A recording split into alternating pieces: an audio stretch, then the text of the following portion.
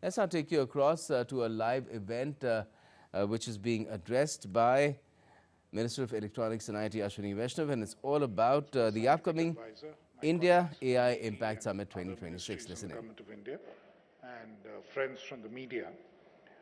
Today we are just doing the second in our series of press conferences leading up to the AI Summit to give you an update on some of the latest developments and where we move forward. As you're well aware, it all started with the AI Safety Summit in November 2023, moving to the Seoul Summit, which was called the Innovation Summit, and the AI Action Summit in France last February. And now, this year in February 2026, India is the host after having been nominated a co-chair in France. This is the first time that the summit is being held in the Global South, and the scale of the event itself has been significantly enhanced, and this time around, both in terms of the number of countries, the number of participants, the nature of the events, it's to be a substantially enhanced event. The key objective and what we are attempting to do as a country through the AI Impact Summit is primarily to enable the democratization of technology, and that too specifically of AI. The Honorable Prime Minister has been firmly of the view that technology needs to be democratized and needs to benefit the broadest cross-section of people, and that's part of one of the key objectives which we are attempting through the Impact Summit. The very fact that it is hosted in the Global South and will have significant participation from those countries is important. The other element is, of course, the development of various solutions and applications in India and how they can be offered to the rest of the world. The potential for India to emerge as the capital for AI applications is something that we have spoken of for some time, and that's clearly how we can actually do it. Then, how does it impact a critical area, especially governance? For many countries of the Global South and for India, the quality of governance can be significantly enhanced through the use of technology in key sectors of the economy, and that's exactly what we are attempting to do. Then the other key element in order to ensure that technology is able to spread throughout the rest of the world is to, at some level, harmonize and align the kind of governance and standards that we set. And that's again part of the objective of what we are attempting to arrive at a common understanding amongst countries in that space. So this is a key area, and the last and most significant key area is to enable everybody to have a voice in this space, not only geographically but also in terms of the groups of people who are representing, who need to be represented, and to include those who would traditionally get excluded. Now, in terms of the scale, this is a significantly enhanced event. We expect representatives from 100+ countries to join. We are also expecting 100+ global AI leaders at the level of CEOs and CXOs. Most of the significant technology companies are being represented. There are more than about 500 other leading AI experts from the world in a variety in the academic sphere and other spheres who are expected to join as well. There are 500+ side events, high impact side events, which will be held alongside in that entire week between the 16th and the 20th of February. There are 10+ actionable and tangible deliverables that we would be focusing on, and we expect more than 1 lakh people to be attending this event during the summit week. We've already seen a registration of close to about 70,000 delegates, and more are coming in every day as we speak. Now, the pre-summit events that we've held so far, 550 pre-summit events are to be held. Already 462 events are done, and another 88 events will be held in the coming week or 10 days, which will take it to a total of 550. Now, on a daily basis, there are 3 or 4 events which are held in Delhi itself every day, but the spread, both internationally and across the country, is significant. We have held them in Across 30 countries, there have been these pre-events, and in about 115 cities across India, representing almost all the states and UTs in the country. Now, already more than 3 lakh participants have been engaging with various happenings relating to the summit thus far. This is just a visual representation of some of the key events which have been held in different parts of the world: Kuala Lumpur, Nairobi, London, Cape Town, New York, and likewise within India in Hyderabad, Mumbai, and other cities. We've also had events spread across regional summits in order to spread the message. 7 of them in Thiruvananthapuram, in Gandhinagar, in Bhopal, in Jaipur, in Lucknow, in Bhubaneswar, and in Shillong. These events have been held. Plus, we've had working group meetings. There have been 7 working groups which have been working towards the lead up to the summit. Part of the intention is to increase people's participation, Jan Bhagidari that is, and to make sure that we are able to do outreach. We've had events in Chennai, we've had events in Bangalore, Mumbai, Hyderabad, Bhubaneswar again, Guwahati, and also in Lucknow. Now, some of the key flagship events that we are aiming through this summit preparation, first, of course, is the AI for all. So far, we have received, as part of this global challenge, 1,350 applications, and 21% of them have come from across the globe. And in the AI by Her, which has also been a very popular challenge, we have received about 800 plus applications, 17% from across the world. And UA AI, which is targeted the age group between 13 and 20 years of age, we have received 2,500 applications so far. And there, a significant portion of the response has been from within the country. So you can see how enthusiastic Indian youth are about this conceptually.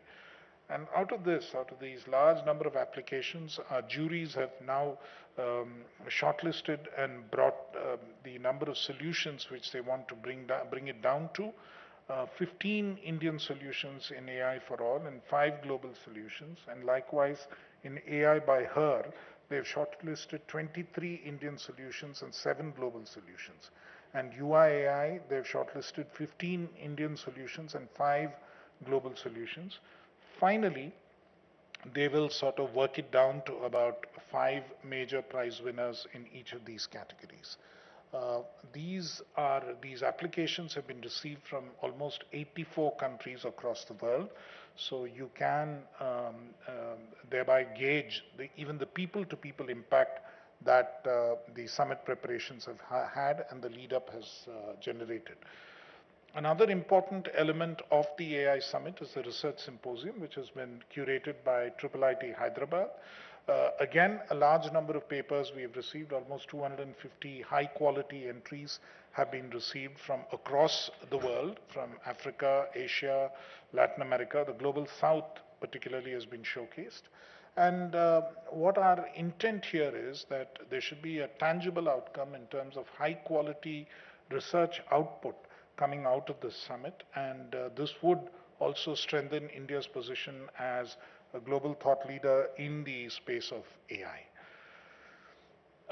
The knowledge products are being created, and these would be in the form of various publications that we would be putting out alongside the AI Summit, and we've collaborated with a number of institutions, both international and domestic, in this step.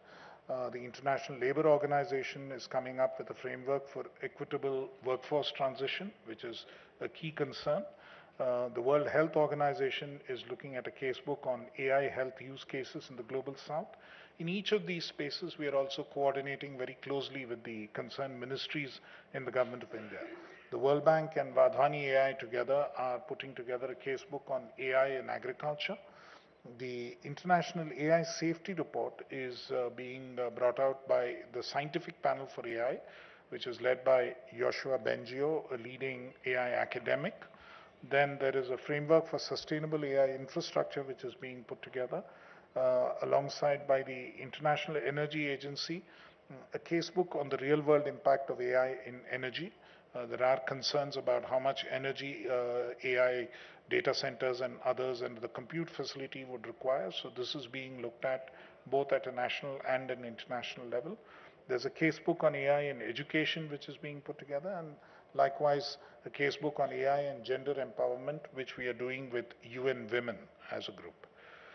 In addition, from vision to impact, there is a large expo which is being planned. There'll be close to 400 booths which are meant for major companies, significant representation from both Indian technology companies and global technology companies, and more than 450 startups being featured in startup pods. And there's a specific emphasis on the kind of work that startups are doing. We expect about 2 lakh attendees to come and see various aspects of the expo, which would open on the 16th of February with a possible visit from the Prime Minister on the 17th of February. Nearly 70,000 square meters of exhibition area across various halls in Bharat Mandapam have been prepared for this. The response has been overwhelming. The entire space has been taken, and there's still demand for more people to come in. In terms of the working groups and outcomes, as we had previously briefed, the 3 major pillars of the summit are people, planet, and progress, and within that, there are 7 themes or chakras for the working groups. There's one on AI for economic growth and social good, which is ultimately representing what the impact is. There's another on democratizing access to AI resources, which is very critical in terms of how countries of the global south in particular can have access to compute, data sets, and so on. Then, and models, of course. Inclusion for social empowerment is a very important element, particularly persons with disabilities and others, as to how they can benefit from AI and how they should not be excluded from this entire process. Resilience, innovation, and efficiency, particularly in terms of energy, water use, and so on, the implications there and how we can do it much more efficiently. AI for science, which is very critical in terms of further research that can take place and how we can do better science using AI.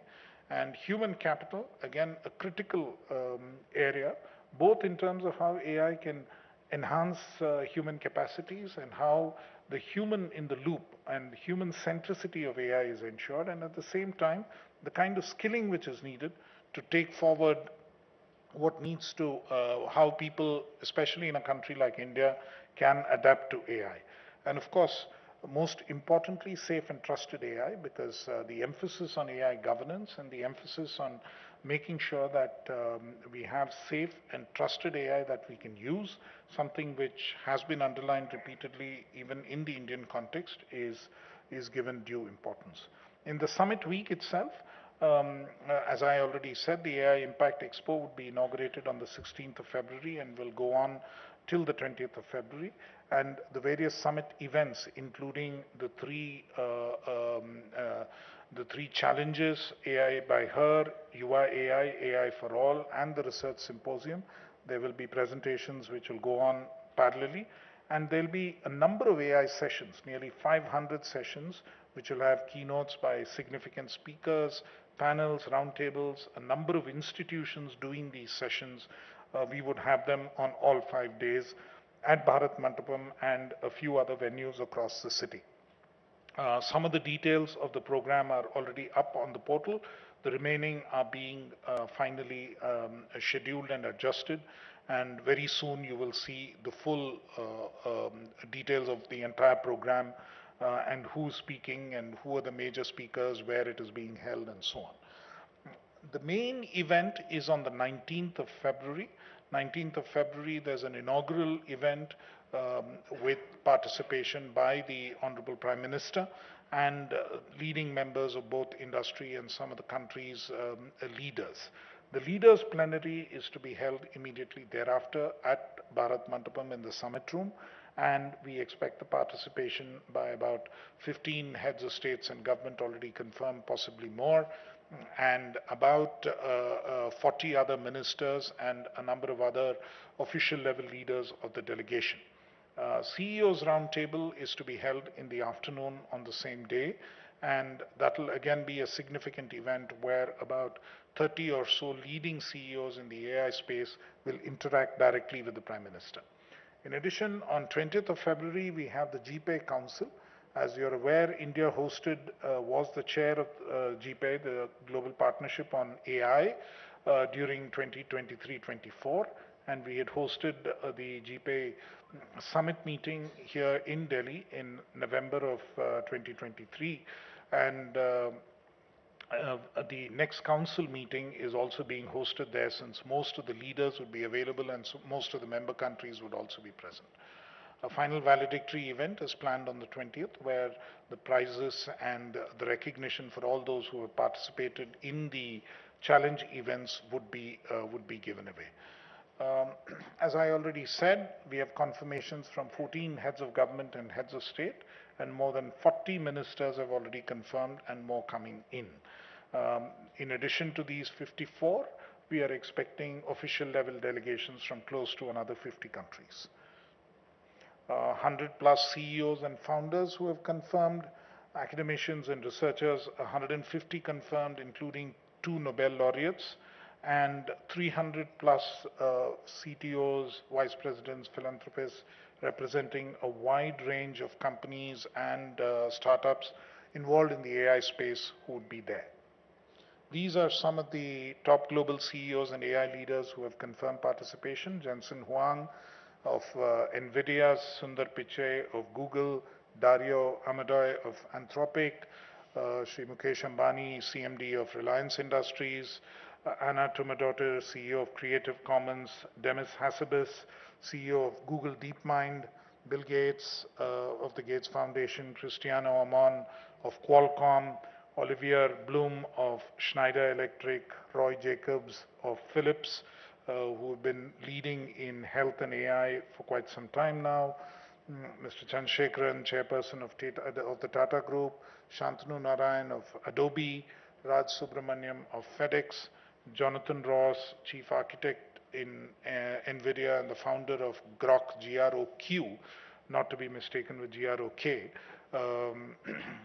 Then Brad Smith, the number 2, the vice chair and president of Microsoft, Sir Tony Blair, former Prime Minister of the UK, Nandan Nilekani, then Jay Chaudhary, CEO of Zscaler, Mr. Mittal of Bharti Airtel, and Ms. Roshni Nadar Malhotra of HCL.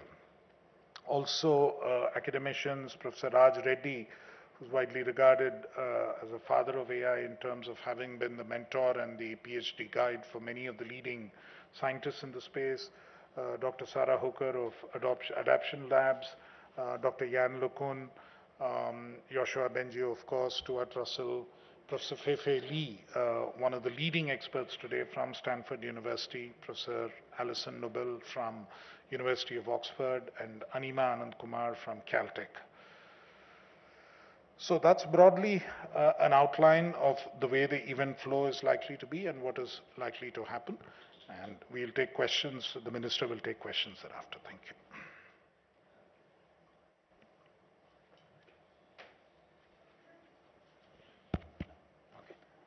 Thank you for the detailed presentation, sir. Moving to the key announcements under the India AI Impact Summit, we bring to you the launch of the Impact Agenda Leadership Reflections.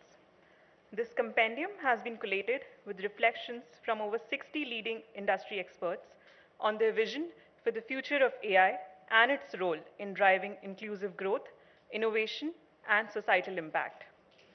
I request Honorable Union Minister of Electronics and IT, Railways Information and Broadcasting, Shri Ashwini Vaishnav ji, to kindly press the button and launch the compendium.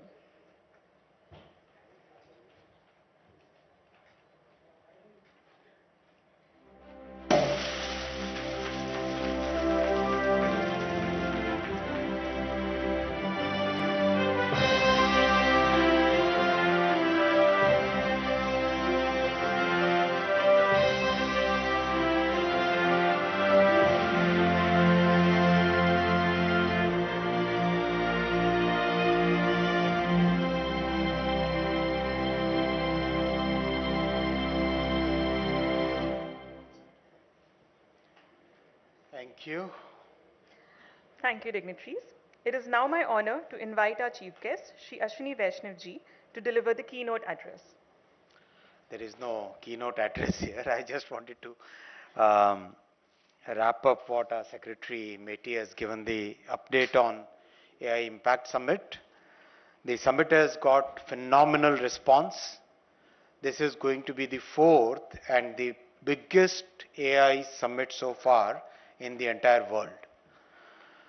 The response from practically 100 countries, the number of heads of state and government, already 15 confirmations received, and the industry has responded so well. More than 100 CEOs are joining us in the Impact Summit.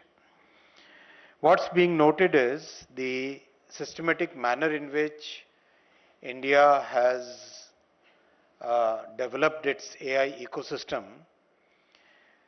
Very recently, Honorable Prime Minister interacted with the people who are developing the models, the people who are developing the applications, and the people who are setting up the infra. As we all know, AI architecture has 5 layers, and the app layer people who interacted with Honorable PM yesterday, it was very encouraging that the pivot that they have taken is such a systematic pivot, and that the strength that our IT industry has had over several decades now, that strength is being put to providing AI solutions rather than the old model of having software development. So it was very heartening. All the IT majors, they kind of methodical way in which they are reskilling their people, they are rediscovering their customers, they are re-engaging with their markets. That was really encouraging. When they met Honorable Prime Minister, they shared that they have developed more than 200 models so far, which are very focused, very small, and totally oriented towards solving the problems of one particular sector. I think that is the big learning that so many people today express, that the real value will come from the deployment of AI, getting those productivity gains, getting those efficiency gains. This was very evident in Honorable Prime Minister's interaction with the teams which are developing on the applications and the solutions. Few weeks ago, Honorable Prime Minister interacted with the teams which are developing the stack of sovereign models. Very happy to share with you that the models are in very good shape, and we should be launching those models in the AI Impact Summit. So we look forward to all of you using them and giving your feedback and making them a big success. On the infra layer, again we had very good participation with Prime Minister's roundtable yesterday. So far, we clearly have about $70 billion worth investment already getting into the ground, getting into the execution phase, $70 billion. And the way we see the enthusiasm, we shouldn't be surprised if this number doubles by the time the AI Impact Summit is over. So that's very significant investment which is going into the infra layer. On the energy layer, our robust grid is being recognized by the world today, and our ability to have we have today 50% of our energy, of our power generation capacity is green power.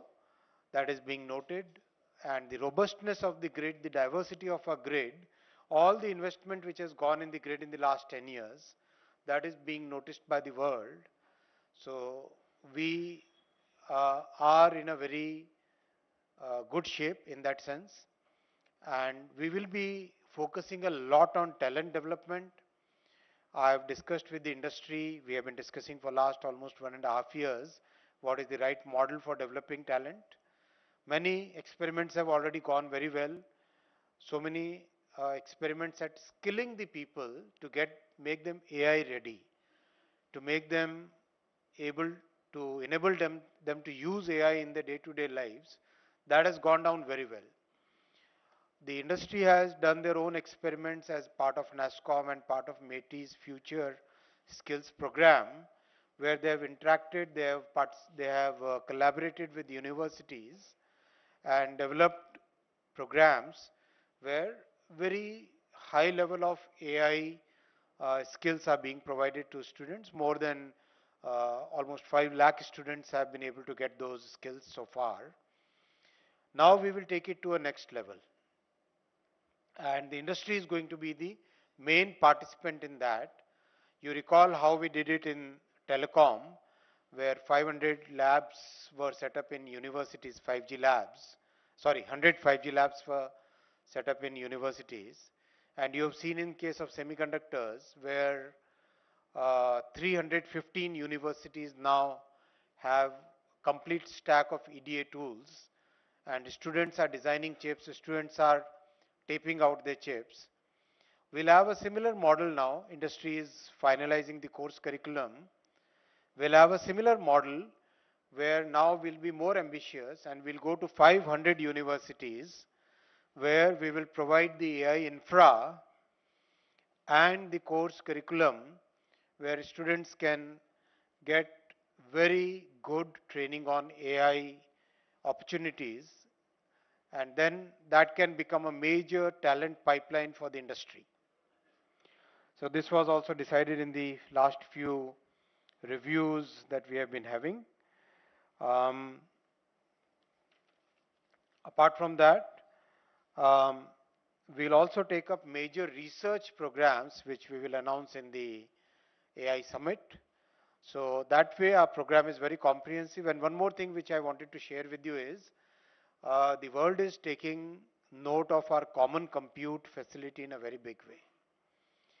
This is a democratization of technology approach which our Prime Minister has very clearly forwarded, propagated in the last 11 years, whether it is UPI, whether it is DigiLocker, whether it is CoWIN, whether it is 5G rollout.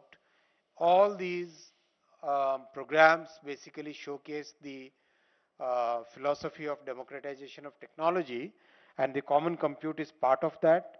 You should be hearing some good news, some more additions to the common compute stack, and in the coming times, as we more or less close the first part of the AI mission, another 5 to 6 months, we should be going for the AI mission 2, and I'll be seeking your inputs on what else we should be doing on a much larger scale in the second version of the AI mission. I'll stop here and take your questions.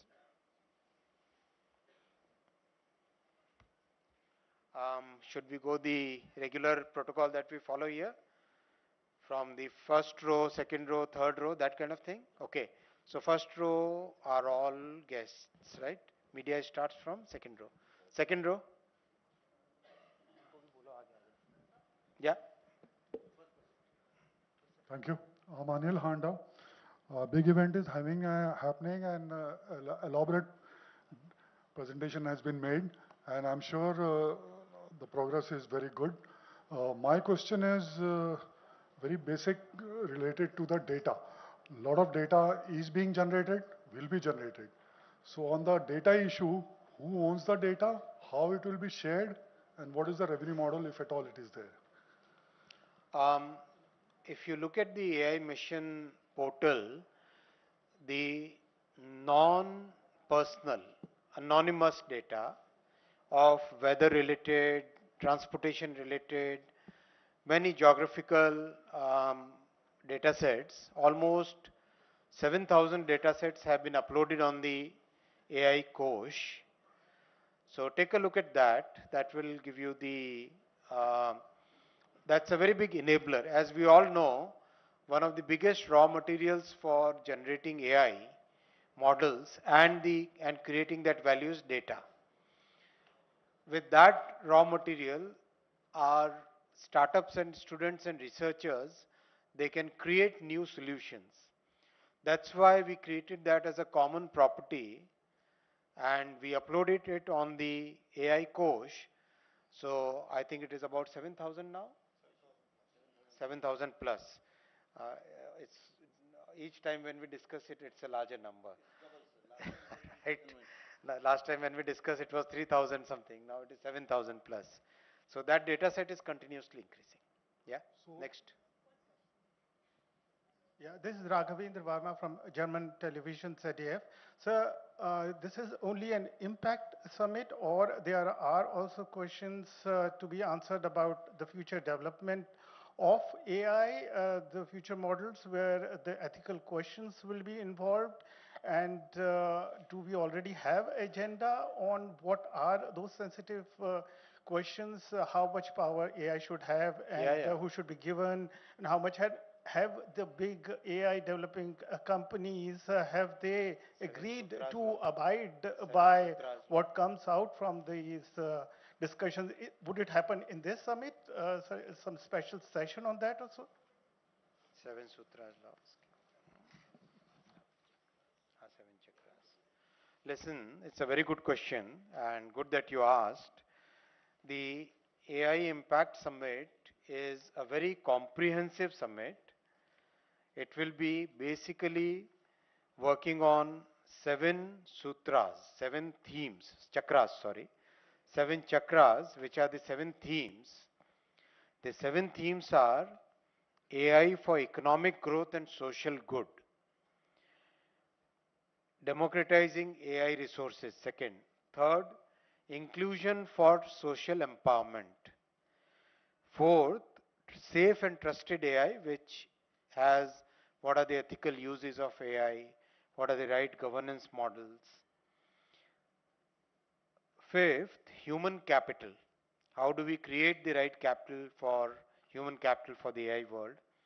As many of us say, this is the 5th industrial revolution.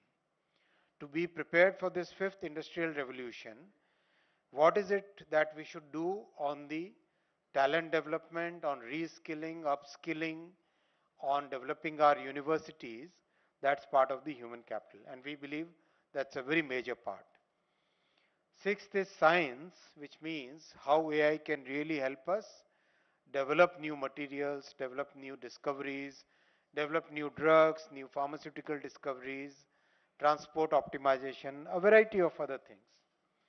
And last is 7th, resilience, innovation and efficiency, because we believe in climate goals very sincerely. We believe in clean growth as India, as a country and as a government.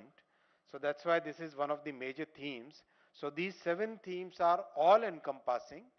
It's a very comprehensive agenda we have kept.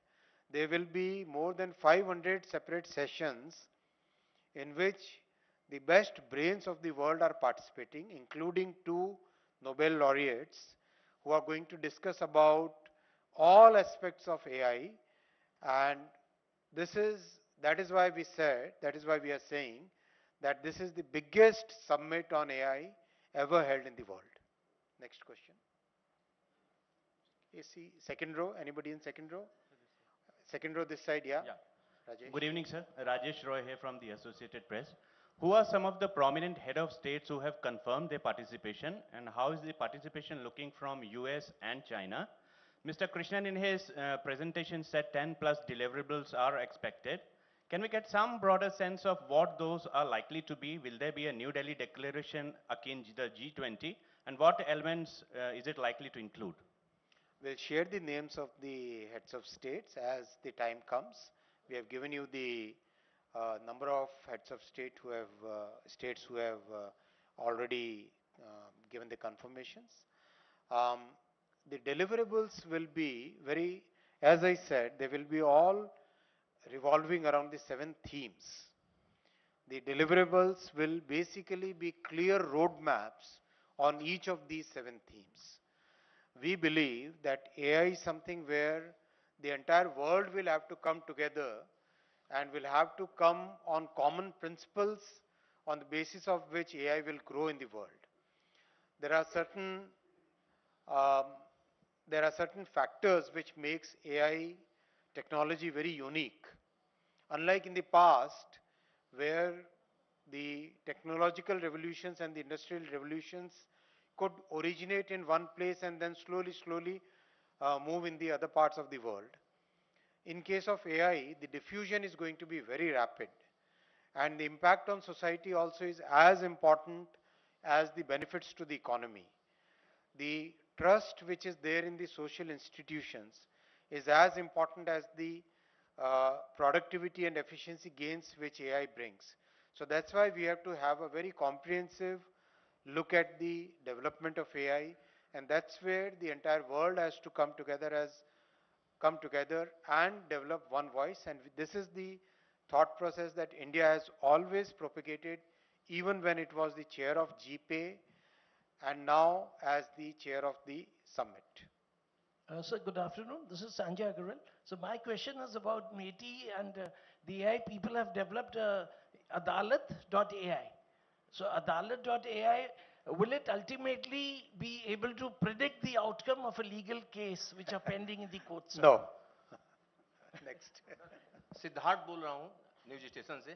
Sir, एक जो बड़ा सवाल खड़ा हो रहा है पूरी दुनिया के सामने, और खासतौर पर भारत की अगर हम बात करें तो दुनिया का सबसे ज़्यादा आबादी वाला ये देश है, तो क्या एआई से रोजगार पैदा होंगे या रोजगार खत्म होंगे? ये बड़ा सवाल है, इसका जवाब क्या है? जैसा मैंने शुरू में कहा आपको, हमारी आईटी इंडस्ट्री एक बहुत बड़ी इंडस्ट्री है, और इस आईटी इंडस्ट्री के कारण पूरे विश्व में भारत का एक गौरव है। इस इंडस्ट्री ने एआई का क्या उपयोग होना चाहिए, किस तरह से इसका उपयोग करके और नया रोजगार सृष्टि किया जा सकता है, उस पर बहुत अच्छा काम किया है। और अभी करीब 33% इंक्रीज हुई है हायरिंग एआई रिलेटेड एक्टिविटीज में। एक फेज आया था करीब 1.5 साल का, जिसमें एआई को समझना, उसको आत्मसात करना, उसको अंडरस्टैंड करके किस तरह से उसको आगे ले जाना, वो एक पीरियड था। अब उस पीरियड से पिवट हो चुकी है इंडस्ट्री, और अब हायरिंग और सोल्यूशन प्रोवाइडिंग उस मोड में इंडस्ट्री जा चुकी है। जैसा कि कल सभी आईटी इंडस्ट्री के मेजर्स भी प्रेजेंट थे, और जब भी नई टेक्नोलॉजी आती है तब पूरी इंडस्ट्री को, पूरे समाज को, पूरी सोसाइटी को और इकोनॉमी के सभी पार्टिसिपेंट्स को मिलकर उसमें ट्रांजिशन किस तरह से होता है, उस ट्रांजिशन के लिए काम करना चाहिए। इसीलिए बहुत बड़ा फोकस है कि हम नवयुवकों को, नौजवानों को, यूथ को और स्टूडेंट्स को इस आने वाली दुनिया के लिए तैयार करें। और इसीलिए सेमीकंडक्टर में इतना बड़ा टैलेंट डेवलपमेंट के लिए इन्वेस्टमेंट किया जा रहा है। टेलीकॉम में भी वैसा ही किया गया। इसी तरह से एआई के टैलेंट डेवलपमेंट में भी यही बड़े स्केल पे और भी बड़े स्केल पे 500 यूनिवर्सिटीज का टारगेट लेके चल रहे हैं, जिसमें फुल रिसोर्सेज दिए जाएंगे, एआई लैब एस्टैब्लिश की जाएंगी और स्टूडेंट्स को वर्ल्ड क्लास ट्रेनिंग की, वर्ल्ड क्लास टीचिंग की, वर्ल्ड क्लास कोर्स करिकुलम की फैसिलिटीज दी जाएगी। इधर जाए थर्ड रो, इधर से थर्ड रो, हाँ थर्ड रो में कोई नहीं, इधर third row. Hello, hi. Tripti Lahiri with the Wall Street Journal. You and other officials have laid out the promise of AI for a country like India, whether that's becoming a AI services hub, governance improvements, and so on. What do you worry about the most in terms of AI diffusion? Would it be access to hardware? Would it be disruptions, as one person asked about, or something else which we have not touched upon yet? What is it that really worries you? Listen, if I use a very popular analogy in our country, this is the first innings of the first test of a multi-test series, cricket series. So, industry is changing, technology is changing, the knowledge about AI is changing, everything is changing very rapidly, and we have to be cognizant of the fact that in this kind of rapidly changing, such a dynamic scenario, We must all rapidly embrace the change and see what is the best of this technology, adapt it, use it, use it to solve our population scale problems, and simultaneously, whatever the harmful impacts are, we must try and save our society from those harmful impacts. That's the thought process. This is a journey. This is not one single object. This is a journey that we have to do it together with the industry, with all stakeholders in the society. Yeah, next. Hi sir, मैं अनिल हूँ टाइस से। Sir, चूंकि education state subject है, तो जिस तरह China या America या अदर यूरोपियन कंट्रीज में भी हम देखते हैं कि एजुकेशन में एआई का इस्तेमाल बहुत बड़े पैमाने पे हो रहा है, तो क्या स्टेट के साथ कोलैबोरेशन करके या स्टेट से बातचीत करके हम प्राइमरी लेवल पे भी से स्टार्ट कर सकते हैं एआई? सभी राज्यों के साथ बातचीत बहुत लगातार चल रही है और राज्यों के साथ मिलकर ही काम करना है। हमारे प्रधानमंत्री जी हमेशा कोऑपरेटिव फेडरलिज्म की बात, क्लियर एक थॉट प्रोसेस देते हैं, तो उसी थॉट प्रोसेस पे ही चलना है।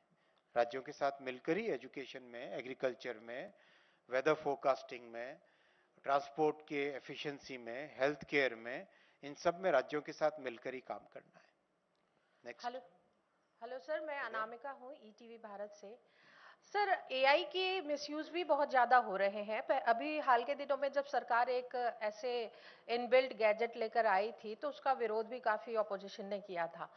तो क्या इनसे रिलेटेड भी कुछ बातें होंगी सबमिट में, या इस तरह से भी कुछ आगे की सोच रही है government?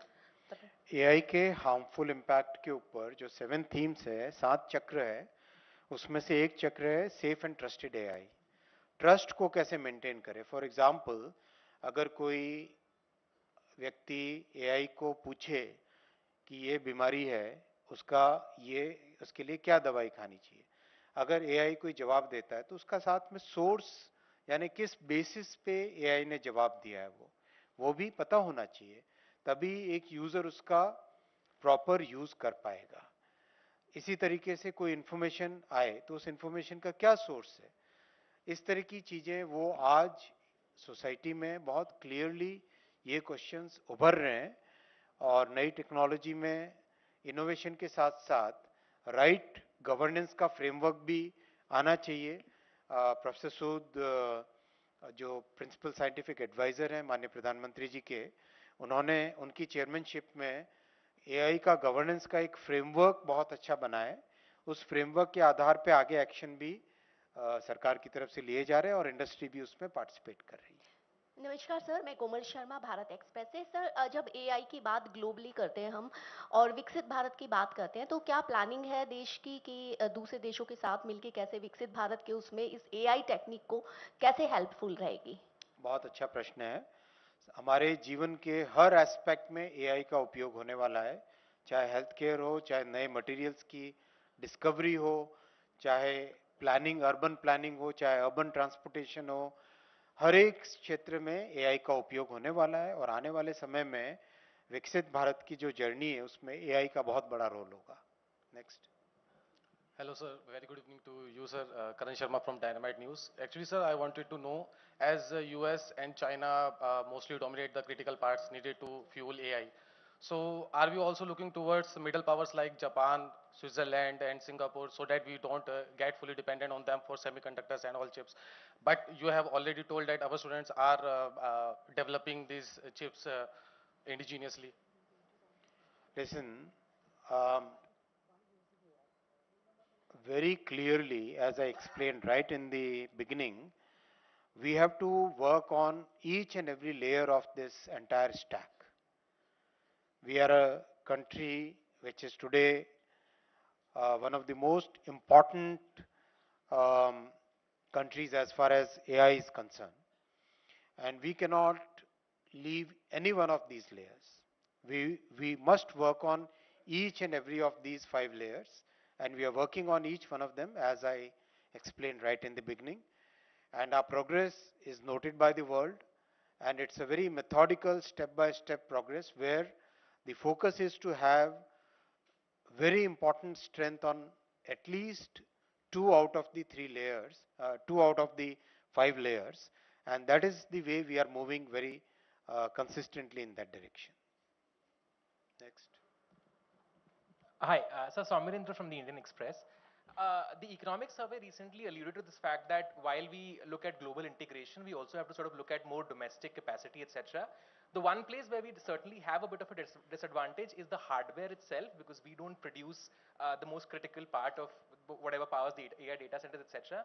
We also live in a world where we see continuous export control measures and everything. What is sort of our long-term strategy to ensure that we don't fall sort of victim to these export control measures, and if a country is being moody, etc., what is our sort of leverage against that kind of a scenario? As I said, in a multi-test series, this is just the first innings, right? We have seen the transition which happened in computer world. From mainframe to PC was a transition which was so sudden, right? Just within a few years, that entire transition happened.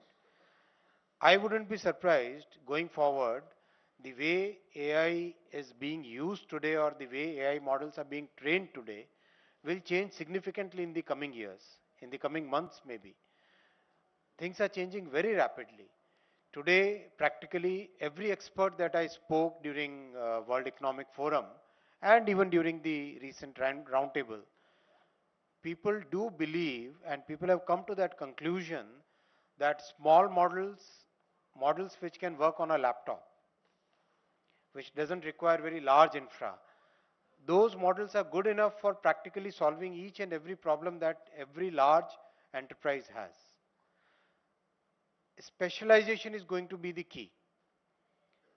Having a large encyclopedia kind of model versus having a very focused solution provider, those are the things which will be the big questions in the industry now.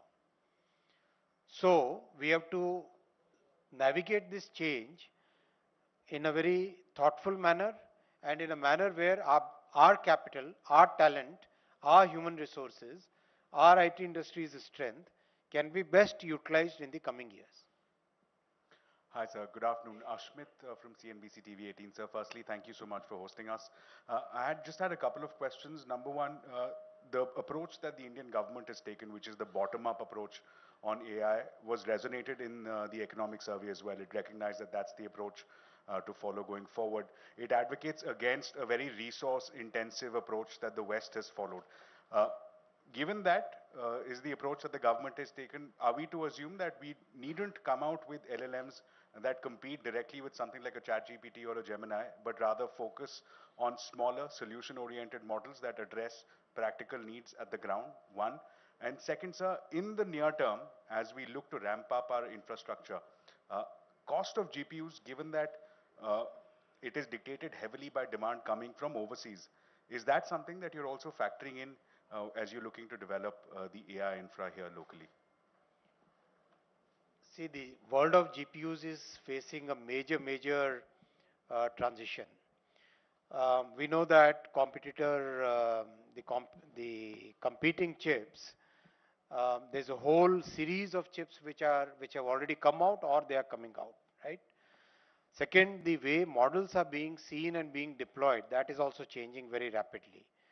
All those changes put together, as I replied to the previous question, these are the changes which are happening in real time. We must embrace each of these changes in a very thoughtful manner and adopt our policy, our strategy according to those changes.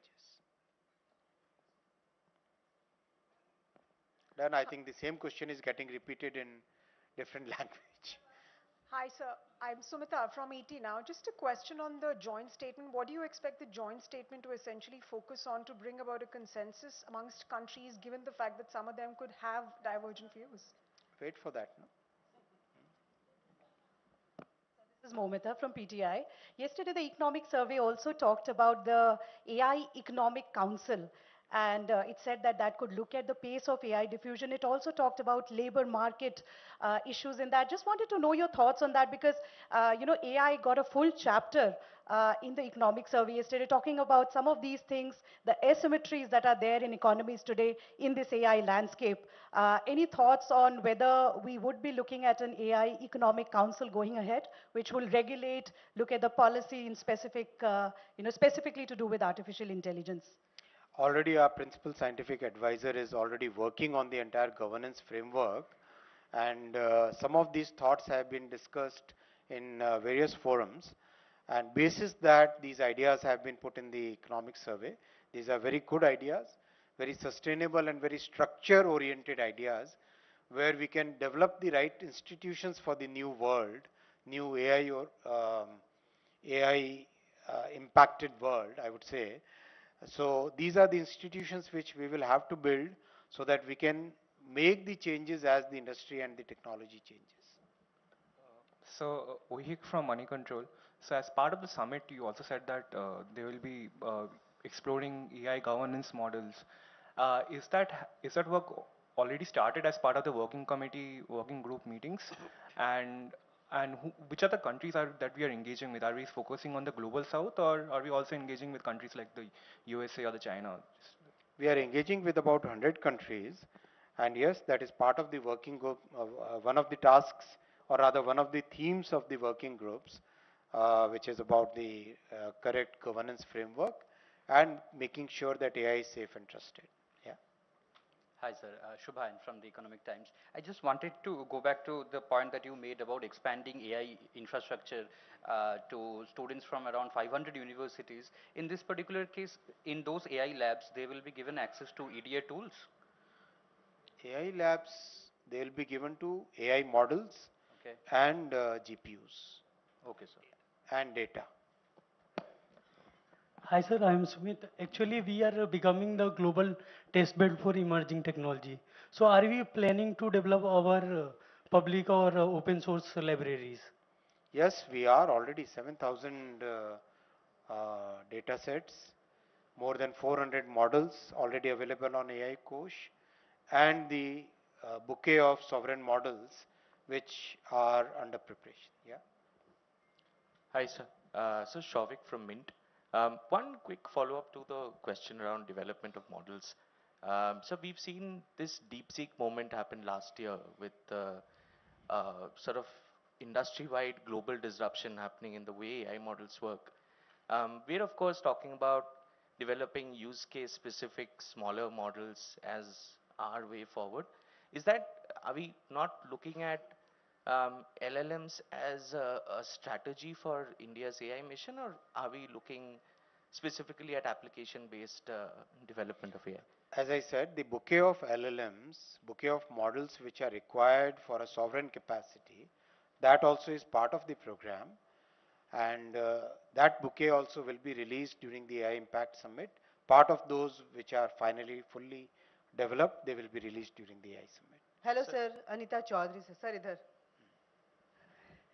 Anita Chaudhary sir स्वदेश से मेरे दो सवाल हैं एक सवाल की क्योंकि हम लोग इंटर कंट्री डाटा भी शेयर कर रहे हैं और एक देश दूसरे देश के साथ मिलकर काम कर रहे हैं तो हम जानते हैं टेक्नोलॉजी जितना हमारे लिए हेल्पफुल होता है वो बैकफायर भी होता है क्योंकि डाटा अगर शेयर कर रहे हैं और वो कहीं हमारे सेंसिटिव डाटा को हैम्पर कर रहा है तो उसके सिक्योरिटी के लिए क्या कोई हमने मेजरमेंट या ऐसी कोई यूनिट बना रखी है जो फुल्ली प्रोटेक्टेड रखे in regards of the national security दूसरा हम एआई का use mostly creative to make the things more creative ऐसा सोच के कर रहे हैं लेकिन regarding the brainstorming the creativity of the human जो है वो कहीं ना कहीं हैम्पर हो रहा है तो उसको लेकर के क्या कुछ रोड मैप है बहुत अच्छा प्रश्न आपका डेटा सिक्योरिटी प्रिवेसी को